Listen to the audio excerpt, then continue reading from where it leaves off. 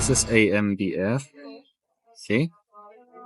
Pag kinonvert mo yan into percent, divided by the lot area, nagiging PSO yan.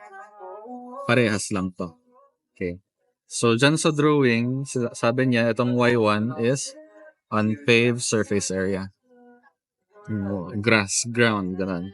Tapos the rest, ito, ginawa niyang ISA. Or paved. So, pwedeng maglagay ng lanay, pwedeng maglagay ng backyard na semento.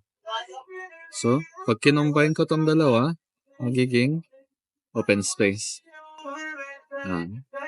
So, building footprint and open space dapat equal siya sa buong lot area.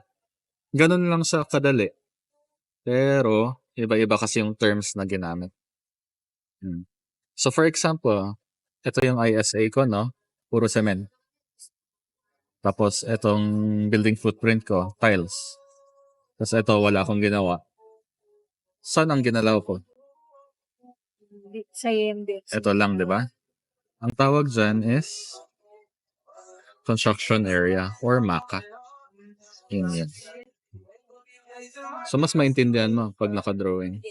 Pag naka-formula, mahirap intindihin kasi puro formula yung lahat. So, yan yung review. And, ginagawa lang yan pag wala pang design. Pero meron ka ng super. So, if we will look actually at the actual design, ito yung aking building footprint. Ito yung AMBF.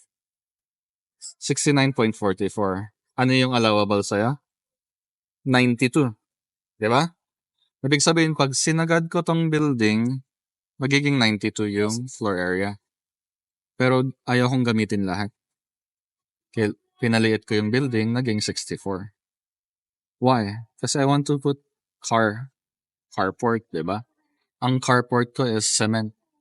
Magiging part siya ng paved or unpaved? Sir, isa sir. Isa. Isa is paved, diba? Kaya lumaki ang isa ko. Diba? Tapos itong isa ko na puro cement plus the building footprint, yun yung MACA. Yun yung construction area. So if you check my isa, 67. Ano yung sa'yo? 65. Mas malaki yung akin, di ba? Yes. Kasi pinalit ko yung building, dinagdagan ko ng ito.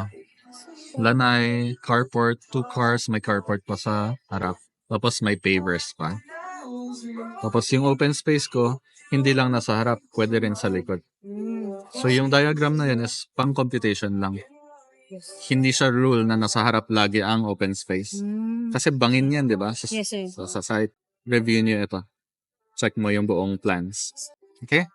Okay, see.